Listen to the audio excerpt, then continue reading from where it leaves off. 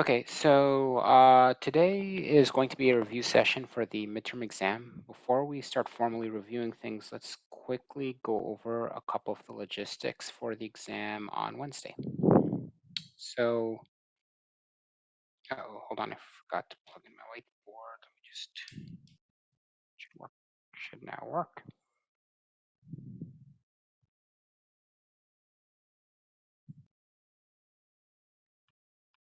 The midterm exam will be this Wednesday, October 12th, so no one can be confused by this. It will begin at 8 o'clock p.m. and you'll have 2 hours to complete it. It will be on Canvas and it'll consist of 4 questions. Now, some of the questions are multi-part and the numbering might be a little bit weird, but effectively you can think of it as 4 questions, each of which could be multi-part, and it'll be a mix of writing algorithms as well as providing an analysis of algorithms. So you might have to do some time analysis, like solve a recurrence relationship that you derive from an algorithm you write. There could be some proofy-like things. One example might be I might ask you to state a loop invariant. I will probably not ask you to prove the loop invariant, but I'll ask you to at least state it. It'll be on Canvas. It's open book, so you can use your notes and things like that. You may not work with other people. You may not chat via any means, text messages, any sort of DM, Discord. None of that is allowed. And you will not be joining Zoom during the meeting. I'll just be monitoring it externally. And yeah, so you cannot work with each other, but you can use your notes for this exam. In terms of the contents, I do have a little bit of good news. I realized I didn't ask any questions on binary search trees, so that's actually not going to be on the midterm. It's going to cover everything up to quicksort. And we'll go into a little more detail over exactly what that material is. So the material for binary search trees, we'll defer that to the final exam. Okay, the other thing I want to mention is since you're going to be writing algorithms, I want you to note that if you go into the test environment, into a text area on Canvas, there's a, I don't think it's called font, but it's called like a style or something like that. And what you can do is you're going to want to look for something called pre-formatted.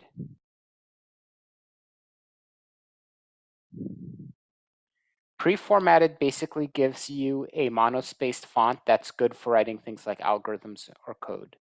So be sure that you use the pre-formatted font when writing your solution. So if you look around the text area, you should find it. I know like at the top right-hand side, there's usually like a list of, like you could choose like heading 1, heading 2, heading 3, regular text. There's something called pre-formatted text. That's what you're going to want to use when submitting pseudocode for algorithms. Okay. So yeah, you're gonna have to write all of your solutions within text areas. A couple of things also to note that when you're writing your code, you're going to want to use the spacebar for indentation.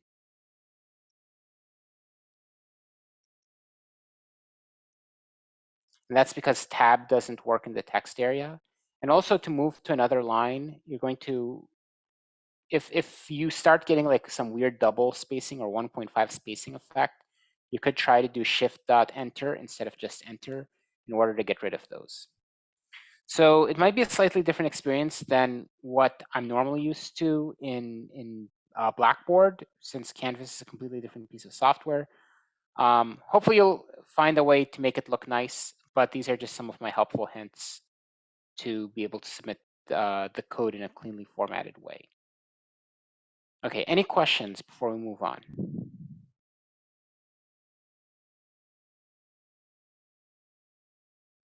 Okay, let's go into the actual material.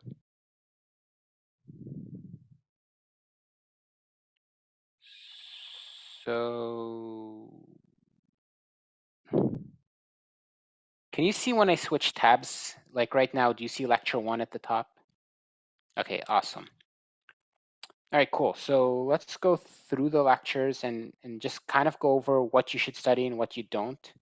Induction, I don't think I ask any formal induction proofs. So that's, I guess, good news for you. What the heck did I do here? Oh, there we go. So you can kind of skip the induction. I'm not going to ask you like specifically to prove something by induction. What you will need to be able to do is state loop invariant. So that's important. So let's say you produce an algorithm that has some sort of a loop that does something to an array. You should be able to come up with a statement of what is true about that array after the ith iteration. And this statement needs to be true before the first iteration and after the last iteration. So I'm not going to ask you to do any deep proofs, but I will definitely ask you to state loop invariant somewhere. We'll talk more about runtimes a little bit more when we get into this section on asymptotic analysis. So we can kind of skip these. Be familiar with the insertion sort algorithm. At least not specifically because I want to test you on insertion sort, but like know how to write these algorithms. So study this code here and understand like how to write the pseudocode. And over here, there's a good example of what a loop invariant looks like. Sorry, it's up here. This is the loop invariant for insertion sort. So if you want an example of a loop invariant,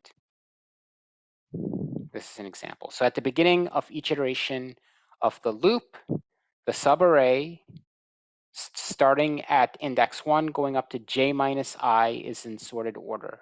And at the end of that iteration, AFI through j should all be in the sorted order. Also know how to do runtime analysis in this format. Sometimes if you have no better way of figuring out the runtime, you could literally write the program out in a tabular format line by line and just count the number of times every line is repeated. Typically when you see more than one repetition, it's because of some kind of a loop. Then you add up all your costs times the number of repetitions, and you simplify the whole thing and you can get the overall runtime. Know how to do a best case, worst case, and average case analysis. And also be familiar with the merge sort algorithm. So, or more generally, divide and conquer algorithm. So I would suggest that you study the merge sort algorithm and be able to calculate the runtime of an algorithm like this. So divide and conquer algorithm, typically you'll state the runtime in the form of a recurrence relationship. And then you can solve that recurrence relationship either through substitution, repeated recursive substitution, or you can apply the master's theorem, which we'll get into a little bit later. Okay, so that's for the material from the first lecture. In the second lecture, we started getting into asymptotic analysis. So be familiar with these definitions. Maybe not necessarily the exact formal mathematical definition, but you should have a good intuitive understanding of what hold on, of what big theta is, what big O is, what big omega is, what little o is, and what little omega is. So these are the 5 things. And the best way to kind of understand them is to realize that omega of f is like saying greater than. Big omega of f is like saying a function is greater than or equal to. So like if you say g equals little omega, g equals big omega f, g equals big theta of f is like saying the two functions grow at roughly the same rate. Saying g is big O of f means that g grows at like less than or equal to as fast as f in the long run. And if you say g equals little o of f, then it's like saying g grows much slower than f. So the best way to really get this is to kind of establish the analogy with greater than, equal, less than or equal to, or less than. And keep in mind that all of these asymptotic notations only deal with the long-term behavior of a function after some finite interval. So we don't care what the functions are doing in the near future. They can be just wildly oscillating in unpredictable ways. We just care what's happening after a certain time horizon. There should be an established relationship where you can bound one function by a constant times another. Couple of things that you probably should know. So there's a lot of formal definitions, but I think from a more practical point of view, I'm not really going to test you on like the rigorous math, but you do need to know a couple of facts. So let's just state a couple of these where I have some more room, maybe down here. So anytime you have two polynomials, so for example, you could have like a to the n times x to the n plus a to the n minus 1 times x to the n minus 1 plus dot, dot, dot. And then you have, so that's like your f of n or f of x. You know what, I shouldn't have done it in this way. Let me go back and change this.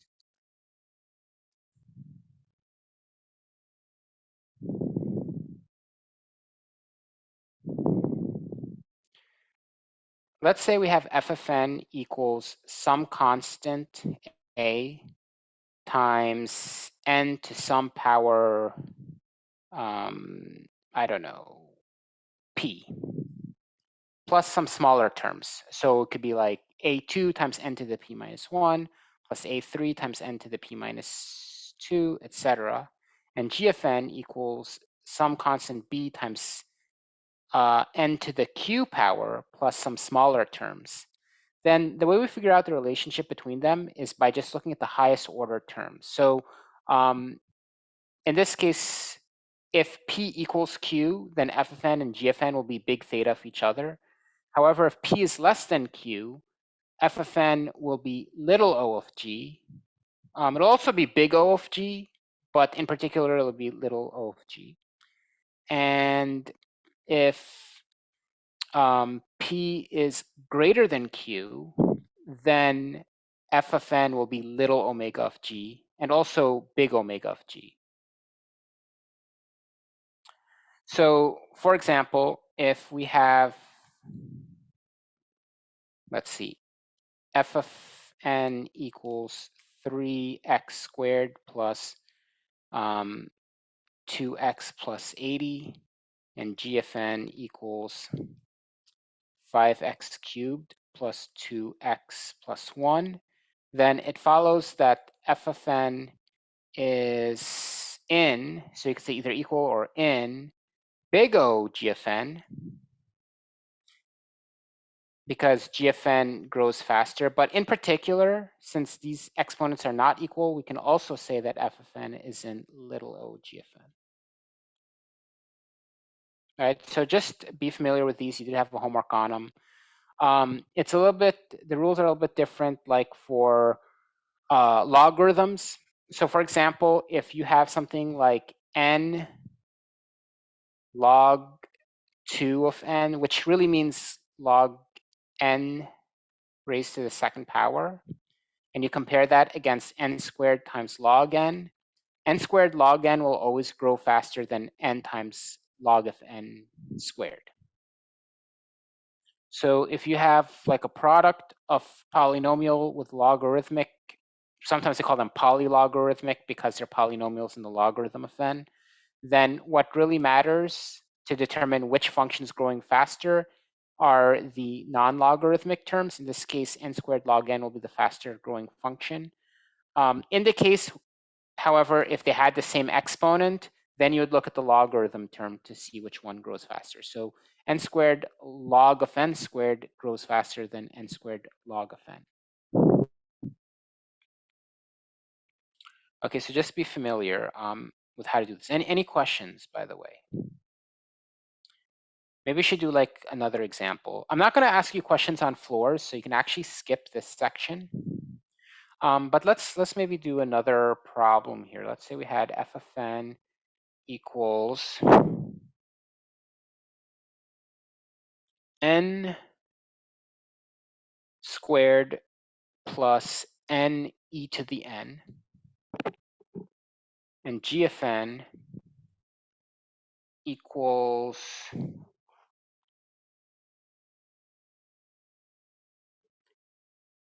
e to the n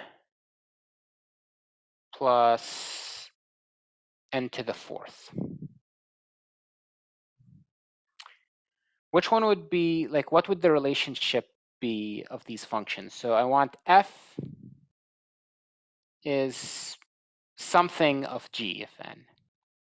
So is f going to be little o, big theta, big omega, or little omega? So which is the faster function here? Which do you think is the faster growing function, and why? So James, you say g is the faster growing function. Why?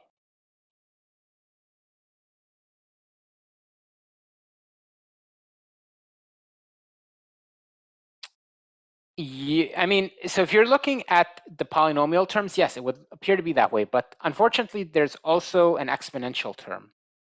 So whenever you see a function that's a sum of multiple things, you need to go look at the thing that's the fastest when comparing it. So when I look at these two functions, the thing that's growing the fastest in f of n is going to be this term right here.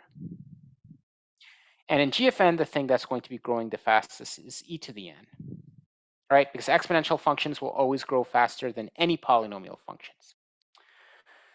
Now, out of those two, it should be pretty clear that n e to the n grows a lot faster than e to the n.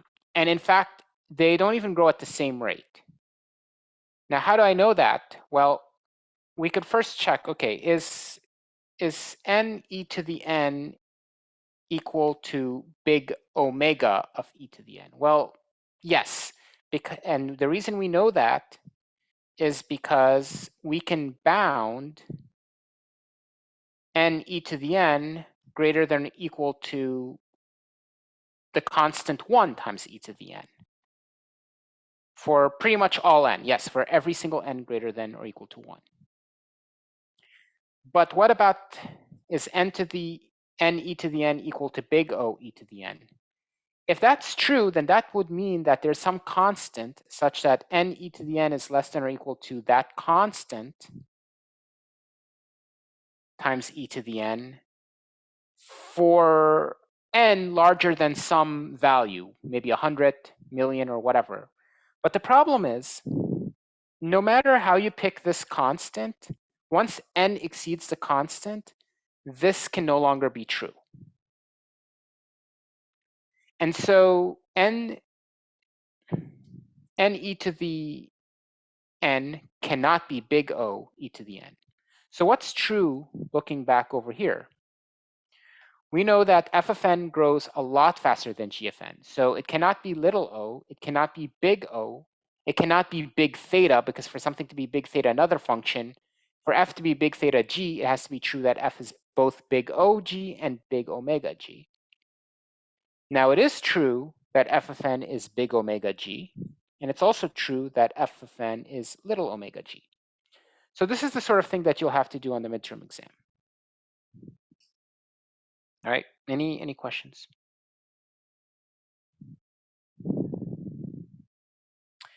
Next thing, sum of logarithms. I'm not going to test you on this derivation, but you should know, at least intuitively, that if you have this sum of logarithms, like log 1 plus log 2 plus log 3 plus ... plus log n, this thing is going to be equal to big theta and log n. And we saw this in a couple of algorithms, especially when we were dealing with heaps. Like, for example, with heap sort, anything where you're sifting elements through a heap and the number of elements you're sifting through is growing, so you have to get this sum of growing logarithms, you're going to pick up a runtime of n log n. Iterated logarithm, I'm not going to test you on, so you can pretty much skip that.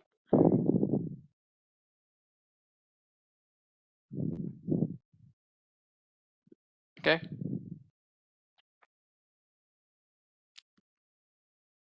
Lecture 3, divide and conquer. So just be familiar with how to solve these sorts of problems. Generally, they involve taking an array or some data structure, splitting it into smaller problems, one or more smaller problems, and then solving those smaller problems recursively, oftentimes with some sort of a procedure for taking the solutions to the subproblems and combining them together to get a solution for the big problem. So the idea in merge sort is you take an array, you split it into two halves, you recursively sort the two halves, and then once those two halves are sorted, then you can merge them together to get the final sorted array. So what the merging does is it kind of looks at where you are in both arrays. It'll pick the smaller least element that's left in the two left and right sides, add that to the merged array, and keep on repeating until you consume all the elements in the left and right sides. I'm not going to go into the algorithm in too much detail. It's here in the lecture slides and also in the videos, but just as a refresher of how it works. So the algorithm itself has a recursive piece, which is down here. Then also this linear time. Oh, sorry, this is a different problem. This is the contiguous subarray problem. Okay, we talked about merge sort. The contiguous subarray problem, so that one merge sort, by the way, you're able to derive. It's just a recurrence relationship based on how it works, right? We divide the array into two halves. And each one is of size n divided by 2. So the recursive runtimes of the sort would be 2 times t of n divided by 2 because we're sorting two half arrays, plus this big theta of n, which is the function, the merge function, which runs in linear time. The contiguous subarray problem, the idea here is given an array, we want to figure out the contiguous subarray that yields the largest sum. And we went over like a bunch of algorithms to derive the optimal solution to this. So we first started with a big O n cubed algorithm, which was super inefficient. We did a little bit of a refactoring to it. We got it down to big O n squared. Better, but still not great. And then we came up with a divide and conquer strategy, which said, okay, let's solve the problem for the left array first. Then we'll solve the problem of finding the maximum contiguous subarray from that's exclusively on the right side of the array. And then we deal with the edge case that the maximum contiguous subarray could theoretically straddle the center point. And we developed for that this algorithm called find max crossing subarray by leveraging the fact that that a crossover must occur. We are able to reduce the search time for the left and right endpoints that yield the maximum sum into something that's big theta of n. And then we have the recursive piece down here for recursively calling this algorithm on both the left and right halves. So max crossing subarrays is big theta n. And we end up calculating a recursive formula for the runtime that is pretty much equivalent to merge sort. And we concluded that the runtime is n log n. But then we also did this example with matrix multiplication. So n by n matrix multiplication. And we showed that the naive algorithm that everyone learns in math class runs in big theta n cubed. And we tried to improve upon that by recasting this into a divide and conquer algorithm, which works the best when the matrices, the dimension n is a power of 2. So you can always evenly divide matrices into halves.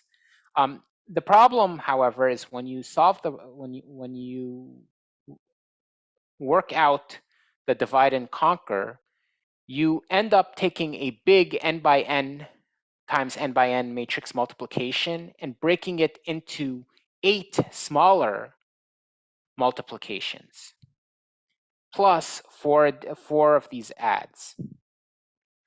And so the actual runtime that you get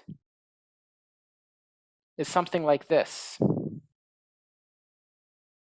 TFN is 8 times TFN divided by 2. So these are the smaller matrices, but now you have 8 of these products. And then we have to add, we have to do this addition 4 times. So plus 4 times n squared, or we could just write it as big theta n squared down here. And basically we used the substitution method to show that the runtime still is going to be big theta n cubed, meaning that divide and conquer here did not buy us anything. And the reason it did not buy us anything is that, yes, we can break the problem into smaller subproblems, but the number of things we have to do on those subproblems is way too large. We have too many subproblems. And given how big this 8 is compared to how much smaller we made the problem, this 8 kind of outweighs the benefit of cutting the problem size in half. And we end up not really saving anything. We get this n cubed runtime. And we kind of generalize the analysis. We talked about something called the master theorem. So anytime you have an algorithm that looks like this, and the way to think of this, so let me write it in kind of a neater way. TFN equals A of TFN divided by B plus F of n. So let's say we have some collection, some data structure of size n, like an array. And there's something we want to do to that array where we split it up into problems of size n divided by b. So if we split it up into problems that are half the size of the original, then b would equal 2. We could also split it up into thirds, then b would be 3, or into quarters, then b would be 4. And then once we have those smaller subproblems, we're going to have some number of those subproblems to solve. In many cases, B and A will be equal to each other. So for example, like, let's say we want to do a merge sort where instead of dividing the array into 2 parts and then merging, we can divide the array into 4 parts and merge those together. In that case, B and A are going to both be 4. And in fact, it's not so much what individually B and A are that matters, but it's the relationship between B and A that tells us how efficient the recursion is. Now, in some cases, A and B may not be equal to each other. So for example, in matrix multiplication, A was 8, B was 2. Another algorithm where these things are not the same is binary search. In binary search, you start off with an array, you're looking for an object, and that object will either be in the left half or the right half, and the binary search narrows it down. And so effectively, you can think of it as recursive, as something being recursive, except you don't have to solve the subproblem on both the left and right halves. You only have to solve it on the half that contains the object you're interested in. And so A becomes 1 and B becomes 2. And now the reduction in the problem size is much more significant than the number of recursions that you need. And so that's going to give you a very efficient runtime. This is where you get the logarithm runtime. And then F of n is the complexity of the combined step. So in any kind of divide and conquer, you divide the problem into smaller subproblems and solve some number of them. And then there's going to be some sort of combination step. If there really isn't, then you can think of F of n as being big theta of 1. But oftentimes it'll be like something that might be like linear time or quadratic time that you need to do after all the recursions are complete. And then what we did was we came up with this theorem. We didn't really prove it, but we just stated it and did a bunch of examples. And we said that the runtime is really driven by these 3 factors, A and B, the relationship between A and B, and also the relationship of F of n compared to A and B. So, and this gave us 3 cases. So we said that if F of n equals big O n to the log base B of A minus epsilon, and this kind of looks like a really weird expression, but you could see that in many cases, this log base B of A evaluates to something nice. So for example, if B equals A, like A equals B equals 2 or A equals B equals 4, then n to the log base B of A is just going to equal, there's also this minus epsilon, is just going to equal n to the first power minus epsilon. Oftentimes you don't get like really weird arbitrary A's and B's. You just get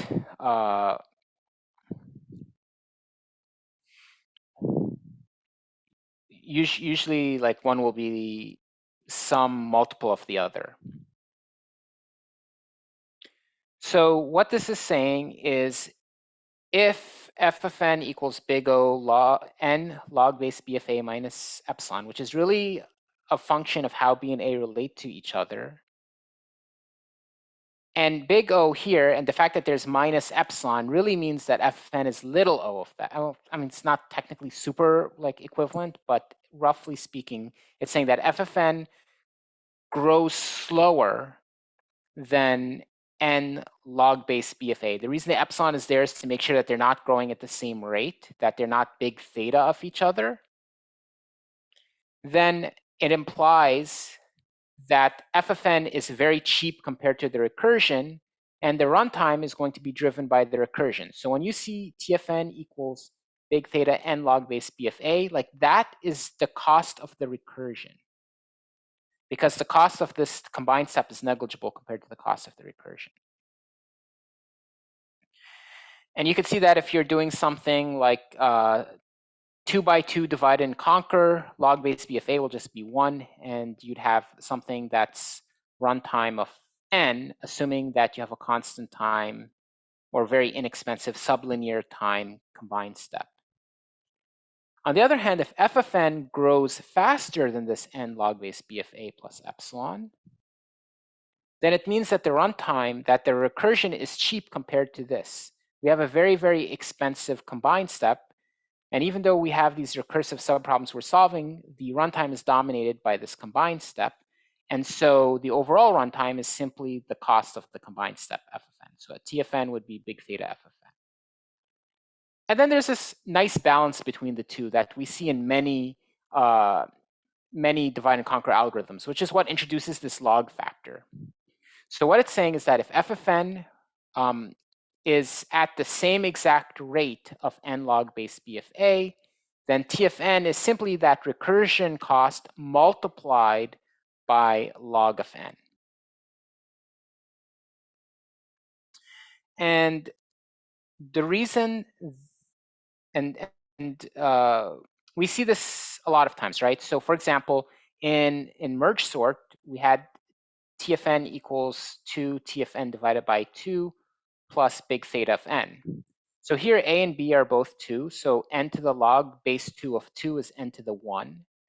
Since n and f of n, which is just this merge step, it runs in linear time step, since n is big theta of n, it follows that the runtime has to be n log n.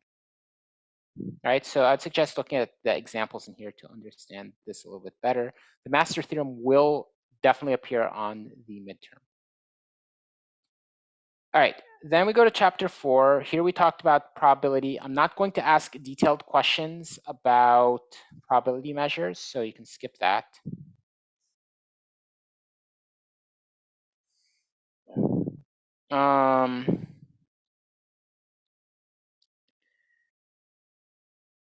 Yeah, so any of these theoretical problems, I wouldn't expect you to know. You should know what expected value is, just in case it appears, and what an indicator is. And generally I would say like, be familiar with this higher assistant question. So if you understand how higher assistant works, I think you should be good. And you could probably skip the stuff at the very end. Like I'm not going to ask you about the McDonald's problem and like geometric distributions.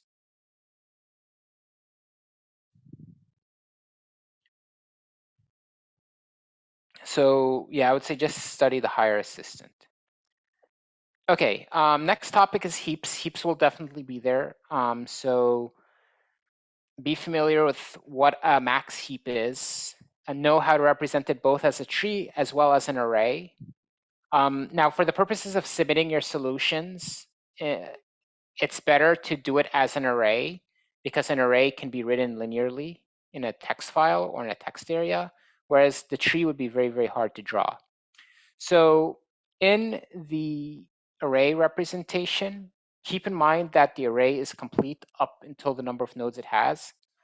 And so you can always traverse the tree structure using simple array index operations. So starting at any particular index like 7, if you want to know the parent of 7, you simply do 7 integer divided by 2, which would be 3. So the parent of 7 would actually be 3. If you wanted to know the left and right children of a node, the left child would simply be at index 2i, and the right child would be at index 2i plus 1. Again, keep in mind that we're using the convention that the first index of an array is 1, which deviates from sort of the traditional convention of using 0. The reason they use 1 is because it's a lot easier to write out these formulas using indexing starting at 1 than indexing starting at 0. Also be familiar with these algorithms, so know how the max heapify algorithm works. So what max heapify does is, let's say you have a heap violation, and you know that that there are no heap violations below it. So for example, we have 4, and we know 4 is in the wrong spot. Then and we know for sure by design or some other reason that there are no heap violations below that, then we can insert 4 into the right spot by simply looking at 4 and its 3 children, identifying the maximum, and then swapping that maximum up. So 14 would go here, 4 would drop. And then repeating this exercise again with 4 and its 2 children, assuming the 2 children exist. In this case, 8 is the largest, so we swap it up. 4 sifts its way down. And this particular algorithm has a logarithmic runtime. It's actually derived right here. But what you should know for the purpose of the exam is that this max heapify runs in time log n, which could also be expressed in terms of the height of the tree, which would be big O h. You should be familiar with how to build an array, like given an arbitrary array, how to build a heap from it. So there's an algorithm that's described here. The idea is that you're going to want to work from so let's actually do this example, but using linear arrays, which is more like what you're going to have to do on the exam. So let's say you start off with this particular array, 4, 1, 3, 2, 16, 9, 10, 14, 8, and 7. And that tree looks like this, right? So one thing to note is that all of the leaf nodes don't need to be processed here. So the idea is you're going to work from the right to the left, and you're going to remove heap violations using max heapify. Now notice that the leaf nodes cannot have heap violations because there's nothing under them. There are no children to them that could create violations. So we actually don't have to process half of our tree. So we know that, for example, 9 has no children because it's at index 1, 2, 3, 4, 5, 6. Its children would have to be at indices 12 and 13, because 6 times 2 is 12, 6 times 2 plus 1 is 13. So 7, 8, 9, 10, 11, 12, 12 and 13 don't exist here. So we actually we don't have to do anything for these 5 nodes. So we can start at 16. And what we're going to do is just apply the max heapify algorithm. 16 only has 1 child, which is 7. And it's bigger than 7, so there's no heap violations. So we're good here. Actually, let me make these like check marks instead of X's.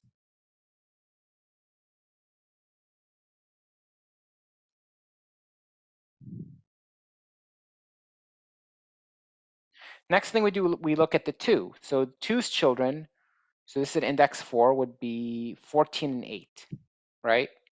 So obviously it's in the wrong spot. So we would look at 2 and its 2 children, 14 and 18, and we would swap in the correct element. So 14 should actually go here, and 2 would drop down here. Now 2 has no additional children, so we're pretty much done. Okay, so 14 is good. Everything now from here down is correct. We then try to insert the 3. Now 3's children, it's at index 3, so its children will be at 4, 5, 6, and 7. So here are the 3 children for 3. Notice that 10 is the largest, so we would swap it up here.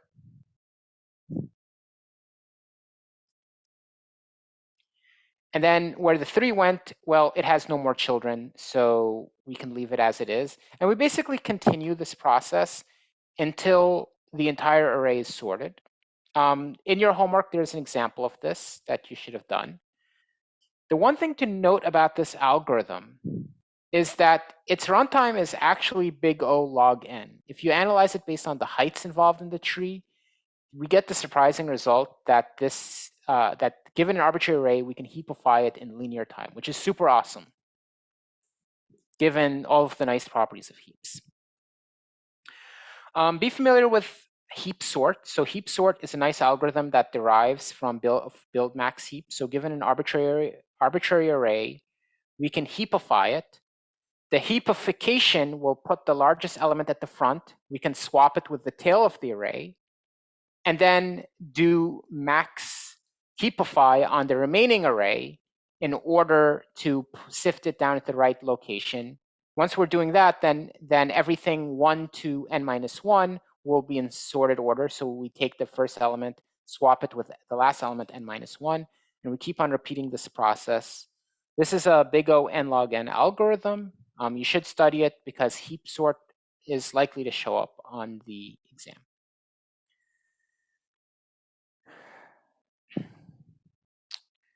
All right, and then lastly, with heaps, we talked about priority queues.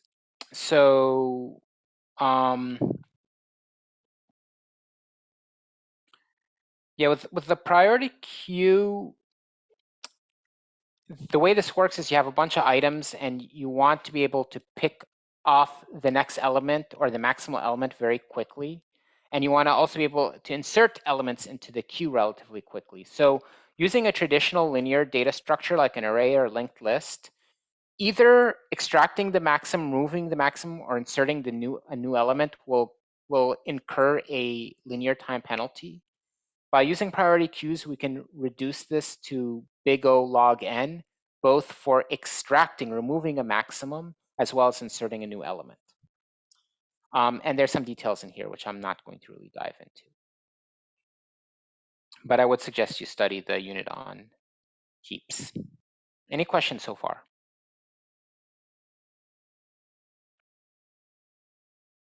And then we have quicksort here. So with quicksort, I just want you to know how the algorithm basically works. I'm not going to ask you any details about the analysis. So you can skip all the analysis. Just know at a high level how quicksort works, which is it generates a pivot. It takes all elements that are less than the pivot and puts them before the pivot, and all elements greater than the pivot, puts them after the pivot.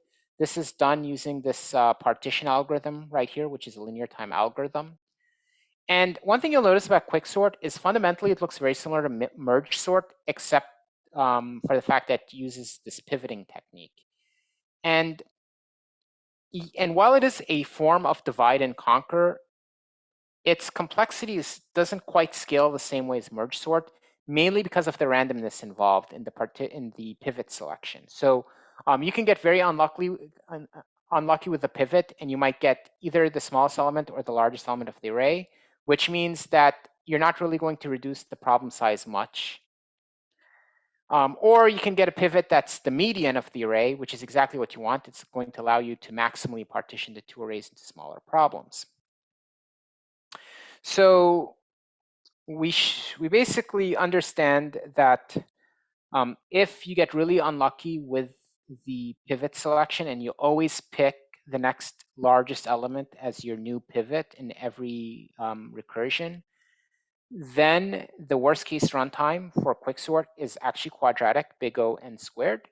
However, that almost never will happen if you pick your pivot randomly. And the average case runtime is big O n log n. Okay. But again, I'm not going to test you on the actual runtime performance, rather just understand how Quicksort works if Quicksort does appear on the midterm. All right, any questions? And then again, binary search trees, I'm not going to be testing you on.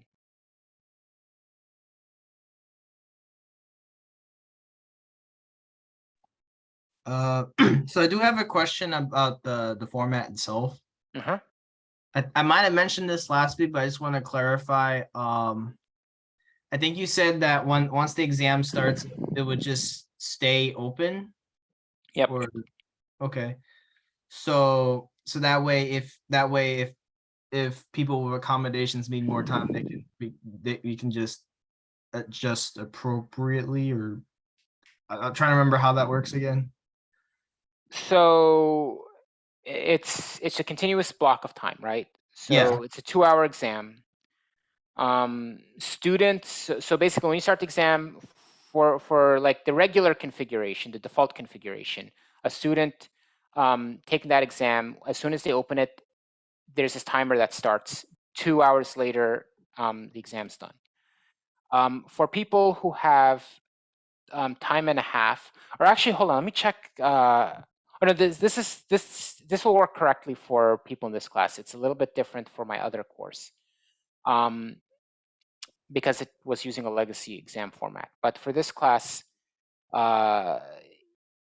if someone now, for example, has like time and a half, right? Then what would happen is when they open up the exam, instead of that window being 2 hours, the timer would be on 3 hours. Oh, okay. So it's just the timer is set appropriately for those who have accommodations.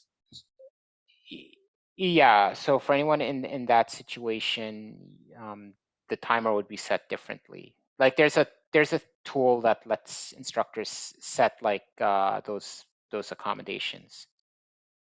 Okay, yeah, that's all I wanted to know going into Wednesday. Yeah. Thank you.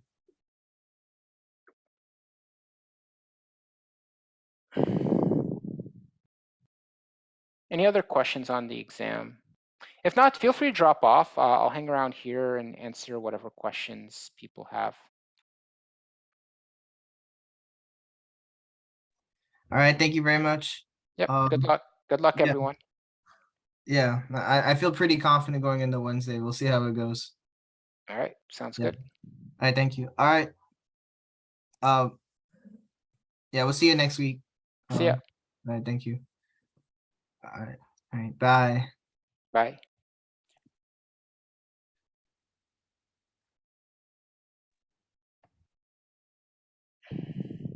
Professor? Yes. I'm just making sure. So when we take the tests, it won't like time out on us at 9:15, right? It should. Let me just double check the exact settings of how I have this while we're here. And this is my first time doing the exam on Canvas, so I'm really like keeping my fingers crossed that I don't have anything like that's gonna go buggy here. And I apologize in advance, but I've been like trying to like read everything I can in the help and just make sure this is, like when it was Blackboard, I've done it a million times. I know how that system works, but this system is going to be the first exam. Well, technically my last class will have their first exam, except that exam is a legacy exam that was imported from Blackboard. So that one's going to work a little bit differently. This one here, yeah, so the actual window is pretty large, but I do set like a time limit. So effectively, as long as you start the exam like not too long after 8 o'clock, you should have the full 2 hours. If you try to cut into the exam later, like you try to take it at 11 p.m., for example, you won't have that time. So basically what you're going to want to do is log in as soon as you can after 8 p.m. If it's like 8:15, you'll be fine. But you'll have 2 hours from the moment you open the exam, or at least that's how it's supposed to work. Okay. And I think Remy, that was the question you were asking as well. So yeah, as long as you come to the exam not too long after 8 o'clock, Like I'd say within the first 15, 20 minutes, there should be no issues with you having 2 hours. Okay. So we'll find the link on Canvas, right? Yeah. Yeah, the link is already up. You should see it, but it won't let you enter the exam because the exam hasn't started.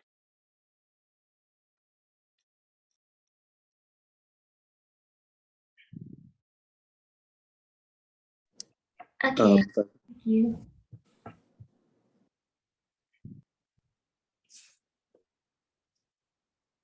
Professor? Yeah.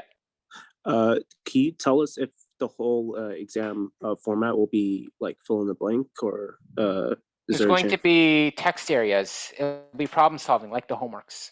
Okay. There's no multiple choice. There's no fill in the blank. Nothing like that. I don't know. That format doesn't really work for this course. Okay. And you said there was like in the text box, that's where we put the pseudocode. You said that specific format that you mentioned earlier. Yeah, the same pseudocode that we've been using throughout the course is the pseudocode. Like it's not like a strict syntax or anything like that.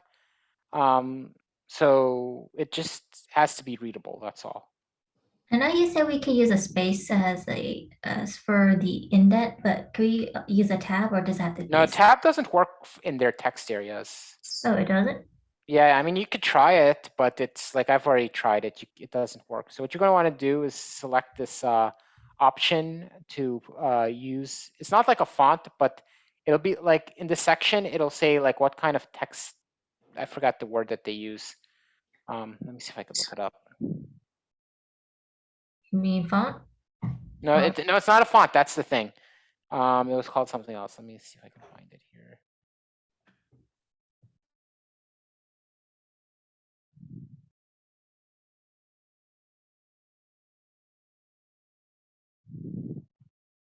Yes, hang in there. I'm just taking a quick peek at what this thing looks like in the student view. So there's a section that says paragraph, and there's a drop down, and it'll say heading 1, which is big, heading 2, heading 3, and all the way at the bottom, there's something called pre-formatted. If you choose the pre-formatted, then that's going to give you a monospaced font, which will be a lot more readable for writing pseudocode. Okay, so if I want to make it for pseudocode, I need to change the formatted. Yeah, pre-formatted. And if I can't do that, I'll just do space. Well, that's to change the font to monospace, but if you want to indent, just use spacebar. What did you say change the format to? Okay, so you're going to want to go to paragraph and change it to pre-formatted. So what pre-formatting does is it'll use a monospaced font so that every character has the same exact width. Like, for example, if you ever try to write code in like Microsoft Word, it looks goofy if you use like a font like Times New Roman, because that's a non-monospaced font. Mm-hmm. So like if you indent by 5 characters, or like basically text won't align nicely. It'll look really weird. And so what you'll want to do is use that pre-formatted. It'll make the width of every character equivalent, and so it'll just make the code a lot more readable. And then if you want to indent, the tab button does not work, so you can hit the spacebar like 3 or 4 times, and that's equivalent to an indentation. Okay. Okay, thank you. Yeah. And then, by the way, so for Remy and SK regarding the number of questions, when you open the exam, it's going to, like the actual number count is going to be higher than 4 because there's like one particular problem that has subtypes, but the way I created it is not really, like I had to make it the sub problems into actual question numbers. So it's going to look more like 9, I think, and 8 or 9 instead of 4. But fundamentally, it's 4 problems with subparts for each. And it's definitely doable within 2 hours.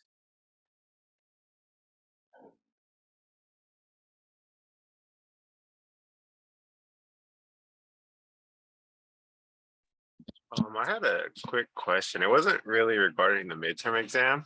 Yeah. I just want to know if you have interviewed for like a hedge fund. Because I've heard you needed to know statistics. I just Okay, I wasn't can sure. share some experience. I've actually interviewed with well, lately, like, here's the thing, like, I don't actually apply for too many hedge fund jobs, mainly because I don't want to go to New York or Chicago. Yeah, that's where they're at. Yeah, exactly. So I haven't had much success, and honestly, I've found those to be like so. Yeah, it really depends on the hedge fund. Like, some hedge funds are going to want to ask you math questions. I've had them like ask me about like eigenvalues, eigenvectors, like linear algebra kind of stuff, and statistics. And I think you do need to understand statistics to get into that industry. But like, I had one that I did, like, this would have been a remote position. I did an interview, and literally they gave me like, it was like an online coding exercise, and it was in C++, and you had to do C++. And here's the thing, like, when I did my submissions, I wrote them in like a really good object-oriented kind of clean way, like my solutions. And the feedback I got was that I suck at C++. What? I'm like, what the heck? I teach classes in C++. I don't suck at it. I've written it for, I've written production grade C++ code for at least one FANG company. I mean, I know a thing or two about C++, and they like gave me the feedback like I have major incompetencies in C++. I'm like, really? Yeah, Like, what the heck are you looking for? But anyways, like, that's just kind of what happens. So I think what they were looking for were people who know how to write like the super low latency stuff, because that's what they're after. Like, some hedge funds, they're just after latency, so they want like a C++ developer that's doing all sorts of weird tricks with like multi-threading and like bit arithmetic, and it just depends what the company's looking for. Every company is different. Okay. Yeah, because I just I've gotten a lot of the online assessments for them, and I would just needed to know if I need to know statistics or not, because I've heard that I need to know statistics. Yeah, possibly. It just really depends on who you're interviewing with. I think statistics will always be fair game for a hedge fund position. And these are competitive, right? These are not easy. Like, Yeah. honestly, I think it's Yeah, easier. they are very. But you know very what? Like, what's your incentive for going there? Is it because they pay well? Honestly, I'm just trying to get a first internship, and they've just been replying back to me the most, to be honest. I don't know why. So if you're like a mathy person, that's a good reason, I would say, which is why I would have applied. And I think they pay well, but like, what's been happening is in tech, well, right now things are kind of crazy, but at least before, like, all the stock market crashing and all of that stuff happened, like, what I had found is that the tech companies are paying in line or maybe even better than hedge funds. Like, I mean, now this is also very random, right? Like, if the hedge fund has a really good year, you'll probably get more money from the hedge fund.